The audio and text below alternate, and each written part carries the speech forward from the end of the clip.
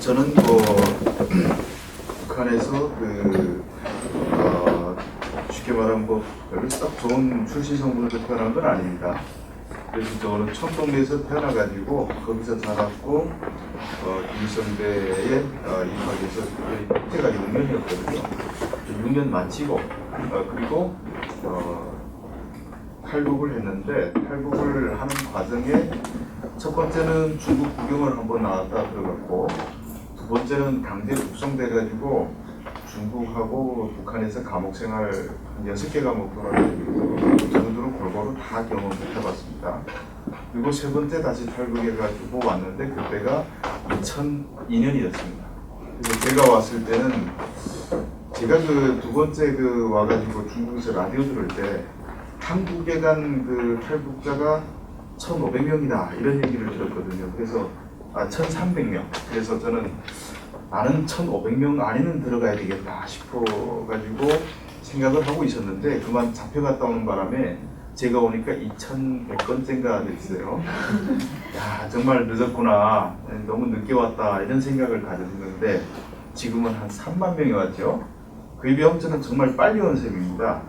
그래서 한국에 2002년도 와가지고 그때는 정부에서 이 직업을 알선해주거나 이런 거 없었어요. 그냥 알아서 살라는 거니까 할 줄 아는 게 뭡니까? 그래서 처음에는 어디 갔냐면 저 김포 화물 터미널이라고 있습니다. 거기 화물 교역을 하는데 거기 가가지고 일당직을 했죠. 그래서 그때가 하루 열심히 8월의 땡볕 속에서 컨테이너 박스는 얼마나 뜨겁겠습니까? 그 안에 들어가서 와인 상자, 와인이 또 발효돼가지고 더 뜨거워요. 그래서 거기 가서 와인 박스 나르는 것부터 시작해가지고 한국사에 일을 시작했고, 그리고 기자는 그때부터 한 6개월, 한 5개월 뒤에 시작해가지고, 처음에는 주간 기자로 있다가, 한 1년 있다가 2003년도에 동아일보에서 공채가 난 걸 보고, 그래서 공채 시험에 응해가지고 입사했습니다. 그래서 지금까지 보면 12년째 동아일보 기자로 있고, 기자라는 게 보통 한 15년 하면 또 차장이 됩니다. 그러니까 저도 기자 중에는 이제 수석 기자가 이제 눈앞에 차장으로 진급할 만큼 고참 기자가 됐고. 조금 더 자유롭게 신상 발언을 하고 싶은데 저기 카메라가 저를 지켜보고 있어가지고요. 그래서 어디다 또 찍는 거는 언젠간 꼭 어디 올린다는 거 아니겠습니까? 그래서 아무래도 북한에서 제가 솔직히 말했던 또 피해 보는 사람도 있을 수 있고 해가지고 말을 조금 어떻게 조심하게 되네요. 예, 너무 길었나요? 네, 아닙니다. 예. 처음에 북한에서 출신 성분이 그다지 좋은 편은 아니셨다라고 소개를 해주셨는데 사실 지금 학생들이 굉장히 관심 있는 이슈 중에 요즘 이런 수저 논란이 있습니다. 예. 금수저다, 흑수저다 얘기가 있는데 사실 우리 사회에서 이 수저를 가르는 기준은 경제력이란 말이죠. 이 부모의 재력에 따라서 금수저냐, 은수저냐, 흑수저냐가 갈리는데 북한의 경우에 이 기자님께서 말씀하신 출신 성분은 어떤 기준에 따라서 이렇게 좀 가린다고 할 수 있을까요? 수저라는 거는 숟가락 아닙니까? 그러니까 흑수저든 동수저든 일단 밥은 퍼먹을 수 있는 거지 아니겠습니까? 북한은 밥도 먹기 힘드니까 거기는 수저라기보다는 흔히 우리가 로또에 비교해 가지고 태어난 거에 따라서 어떤 부모 밑에서 태어났냐 이것도 중요한데 거기는 태어나면서 갈립니다. 그러니까 쉽게 말하면 봉건 사회다 이렇게 생각하시면 됩니다. 봉건 왕조 사회, 신분이 딱 정해져 있는 신분제 사회죠. 그러니까 우리는 흑수저로 태어났지만은 출신 성분을 뚫고 올라올 수 있는 확률이 대한민국이 그나마 북한보다 월등히 낮다 이렇게 보시면 되는 겁니다. 왜 북한을 출신 성분 사회라고 하냐면 원래 북한이 지향하는 사회가 사회주의 공산주의 사회로 가겠다고 했지 않습니까? 사회주의 공산주의 뭡니까? 모두가 평등하게 살고 똑같이 나눠 먹고 말하자면 이 흑수저 금수저 하다가 사람들이 정 열받으면 들고 일어나 가지고 세상을 뒤집어 엎고 가는 게 평등 사회 아니겠습니까? 그걸 한 100년 전에 마르크스죠. 전 세계 노동자들은 단결하라. 우리가 잃을 것은 철새요, 얻을 것은 전 세계라. 이러면서 일어나 가지고 만든 게 사회주의입니다. 근데 만들었는데 그 만든 사회가 알고 봤더니 계급 차별이 더 심하다는 거죠. 그래서 북한은 출신 성분이 어떠냐? 그 김일성과 같이 빨치산에서 싸운 사람들은 빨치산 그 투사 뭐 그 유가족 뭐 가족 해가지고 저 신라 때 성골 진골 나는 것처럼 그렇게 보시면 됩니다. 물론 김일성 가문은 그거는 왕족의 품이죠.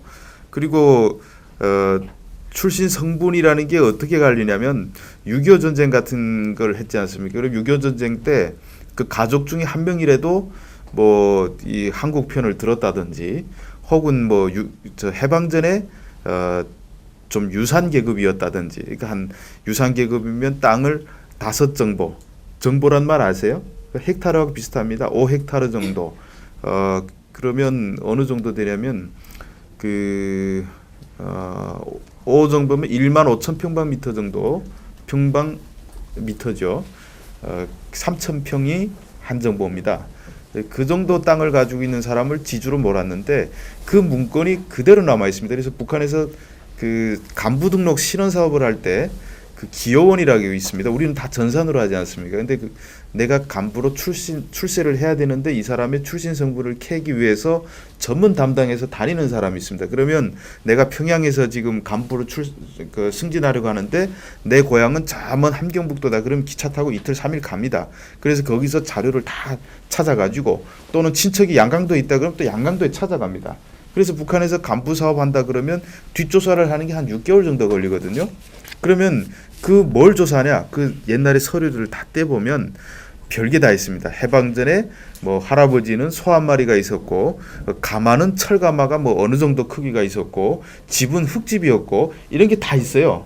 그래서 잘 사는 집안 자식인 게 판명되면 출세를 못 합니다. 그래 한번 걸리게 되면 계속 탈락하게 되는 것이고, 그리고 제일 문제가 되는 것이 북한은 농경 사회입니다. 그래서 농민들의 50% 이상이 되는데 농민들의 그 자녀들은 농민이 돼야 됩니다.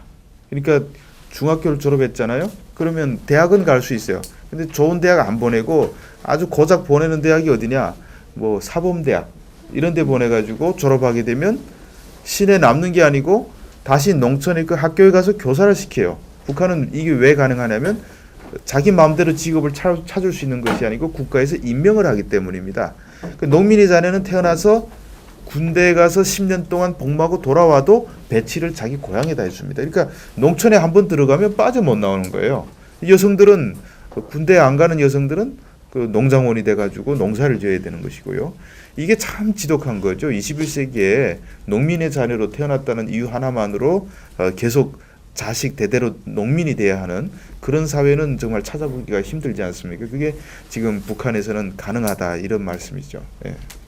네, 그럼 사실 이 수저 논란이 지금 예. 사회적 이슈가 된 게 더 이상 좀 개천에서 소위 용이 나는 시대가 아니다라는 예. 이야기인데, 그건 그만큼 사회 구조적으로 보이지 않는 그런 것들에 의해서 그렇게 점점 고착화되고 있다는 건데, 북한 사회는 아예 보이는 손에 의해서 네. 이제 농민의 자녀는 농민이 되어야 하고 하는 구조가 있다는 말씀을 해주셨습니다. 그래서 기자님께서는 출신 성분이 썩 좋은 편은 아니셨지만 예. 김일성 종합대학에 진학을 하셨습니다. 근데 예. 이 김일성 종합대학 이 학생들도 친구들도 잘 알고 있겠지만 뭐 우리로 치면 서울대라고 말할 수도 있겠지만 서울대의 경우 그 바로 아래 뭐 연세대, 고려대 또 좋은 명문대학교들이 비등비등하게 이렇게 어깨를 견주고 있는데, 김일성 종합대학 같은 경우에 거의 라이벌이 없는 예. 명문대에 해당한다고 할 수 있겠죠. 공부를 굉장히 잘하셨나 봐요. 예, 그 김일성대 같은 경우는 우리는 스카이로 이렇게 대변되지만은 그 북한은 김일성대와 아닌 대학 이렇게 구분이 됩니다. 왜냐하면 김일성대 졸업하는 자체가 바로 간부가 되기 때문이죠.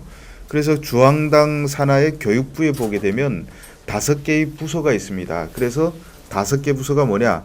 하나는 지방 학교 담당, 그러니까 중고등학교, 소학교 이런 걸 담당하는 지방 보통교육국이 있고, 그리고 지방 대학국이 있습니다. 지방에 있는 대학들을 관리하는 거. 그리고 평양을 그 보통교육 담당하는 국이 있고 평양 대학을 담당하는 국이 있습니다. 그리고 이외에 김일성 대학 담당국이 하나 따로 있습니다. 그만큼 북한에서 김일성대를 얼마나 중시하는가 하는 거 알 수 있고요. 그리고 김일성대를 졸업하면 국가에서 아까 다 이렇게 그 직업을 해준다고 했지 않습니까? 그러니까 그게 김일성대 졸업하는 자체가 일단 간부로 임명됐다 이렇게 볼 수 있는 것이고 졸업하자마자 바로 국가에서 간부로 배치를 합니다. 그래서 여러 과가 있는데 그 쉽게 말씀드리면 우리 대한민국 사회는 사시 해가지고 변호사 되고 이게 개천에서 용이 되는 아주 그런 좋은 뭐 하나의 통로가 아닙니까? 근데 북한에는 법학부라는 것이 김일성대 하나밖에 없었어요. 지금도 그렇습니다. 그러니까 법조 관련 그 간부가 되려면 무조건 김일성대 법학부로 가야 되고 전국의 뭐 검사, 판사, 뭐 모든 사람들이 다 김일성대 선후배입니다. 그러니까 사실 연수원 동기처럼 다 똑같은 거죠. 그러니까 이건 뭘 말하냐면 김일성대 법학부에 입학하는 것은 결국 사시 통과한 거나 마찬가지다 이렇게 보시면 되고요. 뭐 다른 학과도 마찬가지인데 근데 김일성대 안에서도 이렇게 학부별로 레벨이 다 다릅니다. 그래서 북한에서는 자연과학부, 사회과학부 이렇게 나누거든요. 이 사회과학부는 그 경제학부, 역사, 철학, 법학, 어문, 외국어문 이렇게 6개 학부가 있고 그다음 자연과학부가 수학, 물리, 화학 이런 식으로 날아가는데 그 자연과학부하고 사회과학부 차이는 하늘땅 차이입니다. 그래서 큰 차이가 있어요. 그래서 가령 김일성대 원자력 학부다 이러면 말은 김일성대지만은 거기 졸업하면 그 어디 가냐면 그 영변 그 핵시설에 가가지고 연구를 해야 되거든요.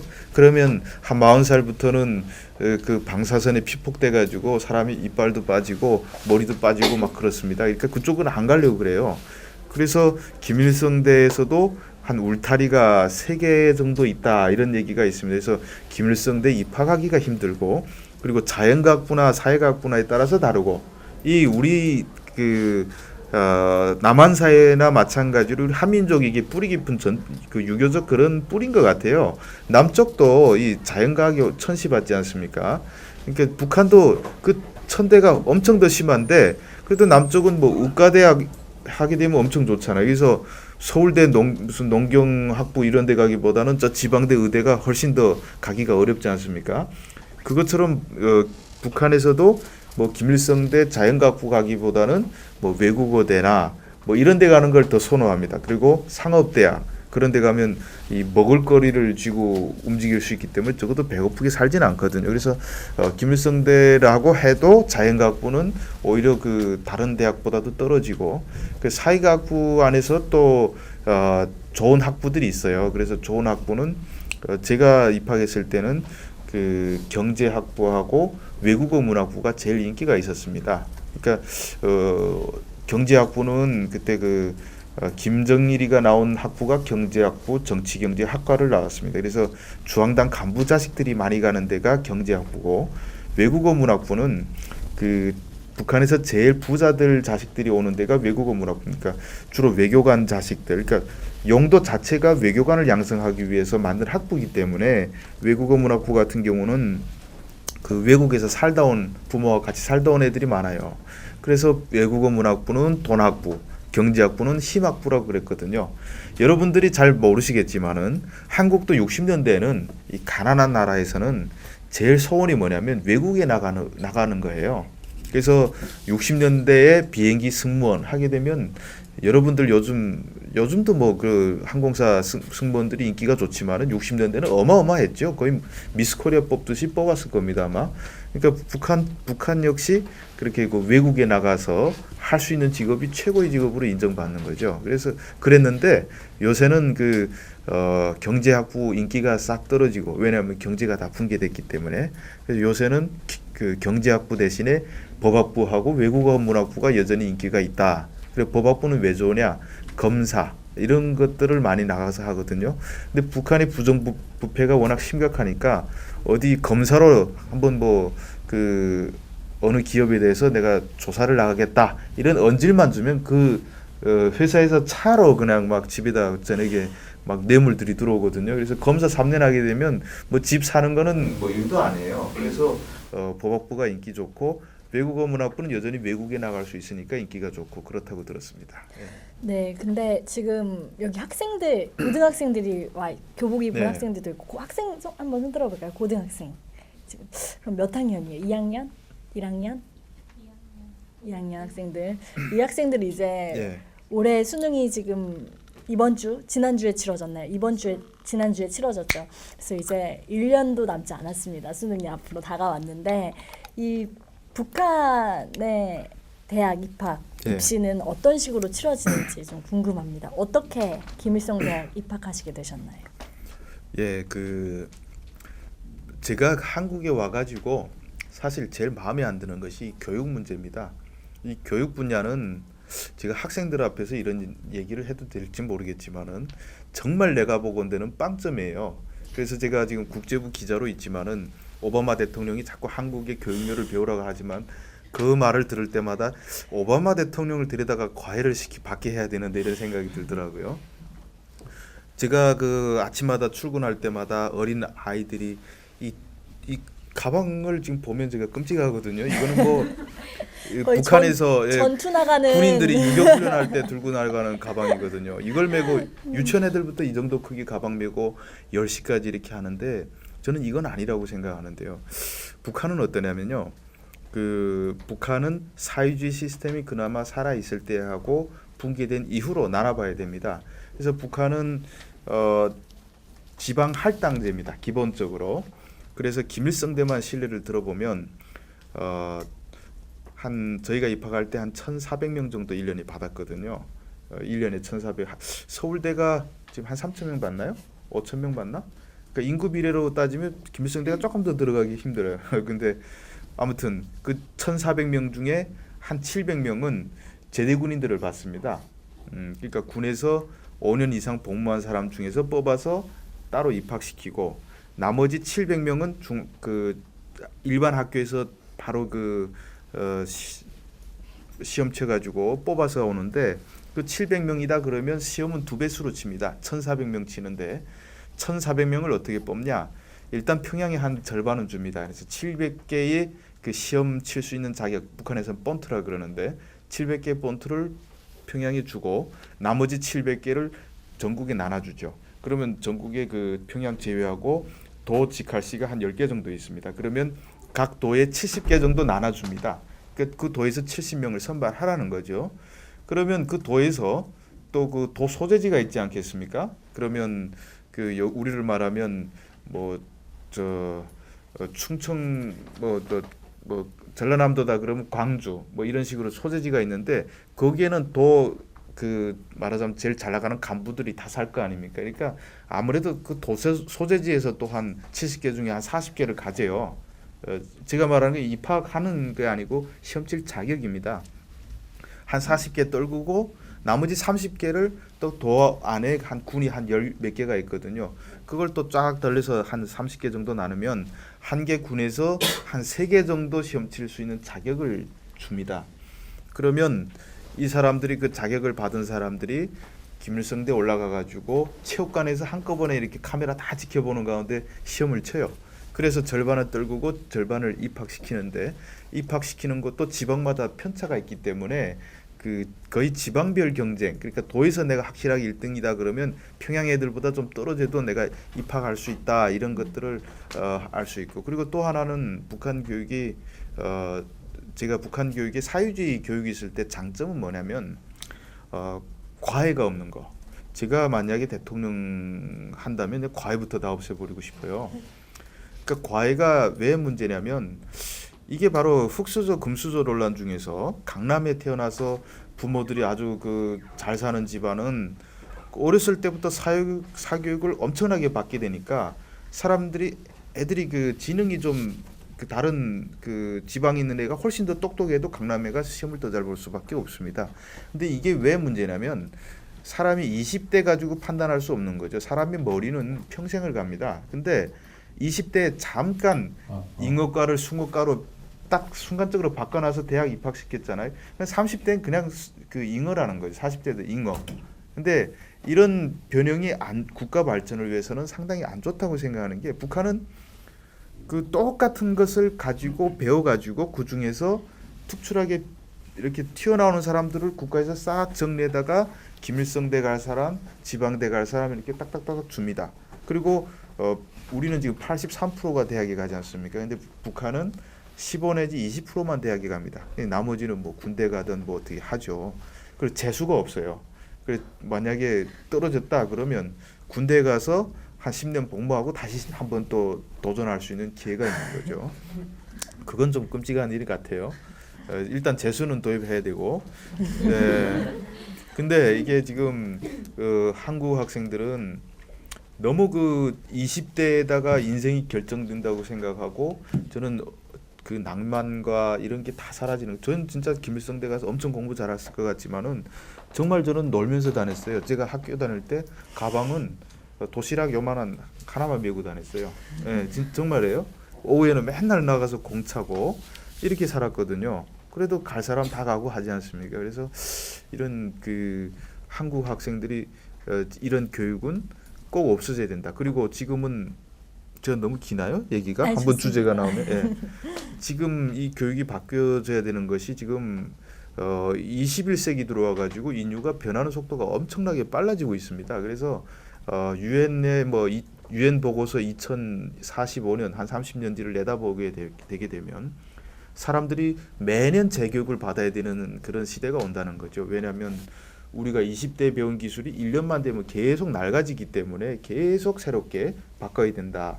여러분들도 보다시피 요즘에 보게 되면 뭐 핸드폰 제가 처음에 와가지고 핸드폰 좀 적응하나 싶더니 뭐 스마트폰 나오고 스마트 패드 나오고 뭐 계속 나오잖아요. 그래 여러분들은 앉아서 미적분 푸는데 이건 소용이 없잖아요. 이거는 21세기에 맞지 않는 교육이다. 이건 정말 낭비다. 이런 생각이 들 수밖에 없고요.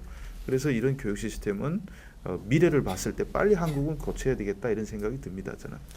네, 기자님께서 한국 교육의 이 병폐를 아주 통렬하게 비판해 주심으로써 앞줄 학생들의 표정이 상당히 밝아졌고 또 이 기자님 호감도가 굉장히 상승한 걸 제가 느낄 수 있었습니다.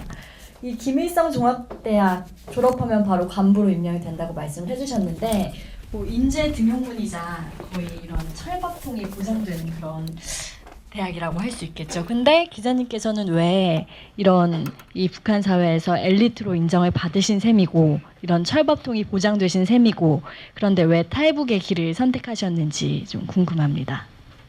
예, 그러니까 이 북한 같은 사회에서는 또 너무 열심히 파고들면 또 이렇게 좀 나빠요. 왜냐하면 그 사회에 모순이 워낙 많은 사회니까. 그 모순을 그만 깨닫게 된다는 거죠. 별 차이가 없죠?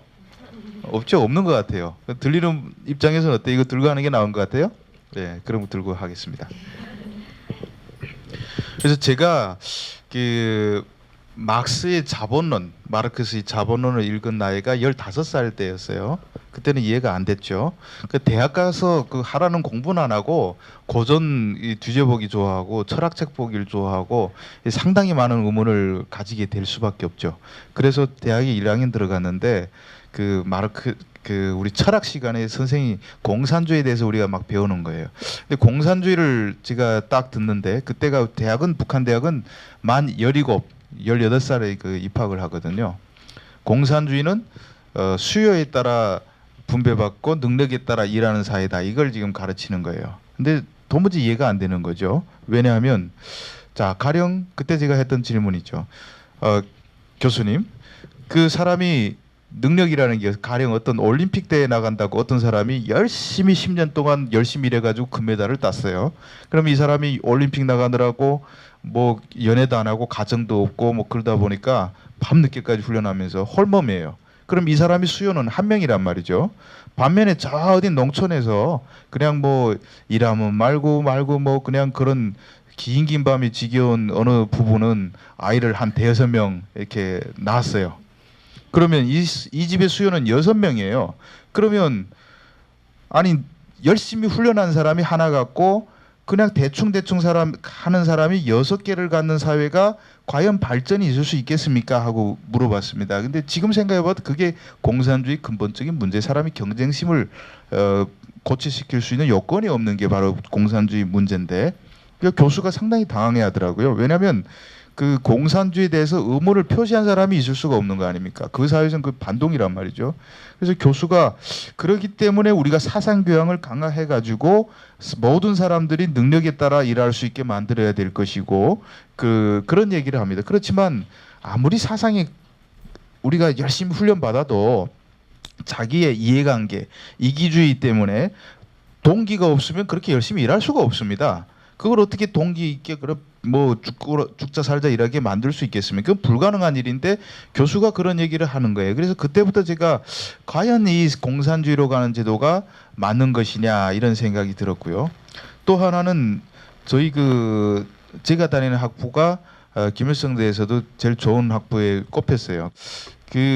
돈 제일 많은 아이들하고 다니게 됐는데요. 그 사회의 부익부 빈익빈이 너무 심한 겁니다. 그래서 제 동창들의 그 지갑에는 한 100불 정도가 용돈 있는데 100불이면 지금 한 10만 원이죠. 근데 북한에서 100불이면 한 1000만 원 이상의 용돈을 갖고 다닌다고 생각하시면 돼요. 예.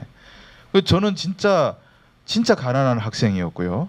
그러니까 이 사회의 그 모순에 대해서 쉽게 말하면 저는 저 전라도 어느 해남의 어느 섬에서 태어났는데 저 강남의 압구정동 가가지고 뭐 어디 제일 뭐 돈 많은 집 애들이 다니는데 어디 국제학교 이런 데인가요? 그런 데 들어갔다 이렇게 생각하시면 돼요.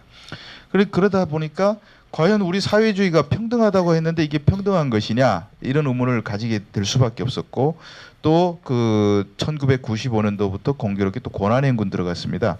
제가 방학 때서 집에 갈 때면 사람들이 굶어가지고 기차에게는 꽃제비들이 막 득실득실대고 시체도 어렵지 않게 굶어 죽은 시신도 볼 수 있었고 그러다 보면서 우리 사회가 과연 이게 뭐냐 하면서 몇 극소수만 잘 사는 사회 이건 아니다. 쉽게 말하면 여러분들 어떻게 북한을 보시면 되면 아우슈비츠 수용소 아시죠? 오스벤찜 수용소라는데 거기서 유대인들 한 200만 명이 수감됐다가 한 100만 명이 죽었지 않습니까? 그 사회에서 우리가 얼핏 생각하면 그때가 2차 세계대전 말기 돼가지고 독일군이 서쪽과 동쪽에서 소련군과 미군의 양쪽에서 협공을 받을 때여서 뭐 병력이 그렇게 귀할 때였습니다. 그래서 수용소 지키느라고 아마 동원시킨 병력이 수천 명 규모밖에 안 됐을 거예요. 그러면 200만 명이 약속해가지고 하나 둘 셋 하고 해서 1000명이 한 명만 제끼면 뭐 한 10,000명은 죽더라도 뭐 나머지 다 달아날 수 있지 않겠습니까? 그런데 그걸 못하고 고스란히 차례로 한 100만 명이 죽어갔죠. 가스로에서. 그 유대인들이 머리 똑똑하다는 유대인들이 바보입니까? 왜 그러냐? 이렇게 수용소처럼 감시망 만들어 놓고 이럴 때는 이게 어떻게 조직화된 행동이 불가능합니다. 그래서 북한이라는 사회는 김정은 싫어하는 사람들이 많아도 그 사람들은 점에 불과한 거죠. 그런데 혁명이 일어나면 이 점이 서로가 연결돼 가지고 선이 돼야 됩니다. 이런 선들이 연결돼 가지고 면이 되는 순간은 폭발하는 거죠. 그런데 북한은 점으로만 남아 있을 수밖에 없는 그런 사회다. 이런 것이 남쪽하고 북쪽의 결정적인 차이다 이렇게 보시면 됩니다. 그래서 저는 그런 것들을 제가 생각을 하면서 제가 모르겠습니다. 여러분들이 만약에 북한 갔으면 그런 생각할지 모르겠는데 이 북한이라는 게 북한 교육의 장점 어려서부터 뛰어노면서 하다 보니까 다양한 데 의문을 품고 이렇게 생각할 수 있어요. 계속 학원에 가가지고 불러주는 것만 받아 적다 보면 이렇게 자유로운 사고력이 많이 억압되는 것 같다는 생각이 드는데 아무튼 다양하게 여러 잡지들 뭐 신문 보면서 자꾸 생각하다 보니까 이런 의문을 품게 돼 가지고 결국은 저는 수용소에서 갇혀 있는 사람은 결국 수용소 수감 경비병이 그냥 방아쇠만 당기면 죽음을 당해야 되는 처지지 않습니까? 근데 이 수용소 밖을 탈출해 가면 내가 죽임을 줄 수 있는 투사가 될 수 있다 생각하고 결국은 탈북을 결심하고 나오게 된 겁니다.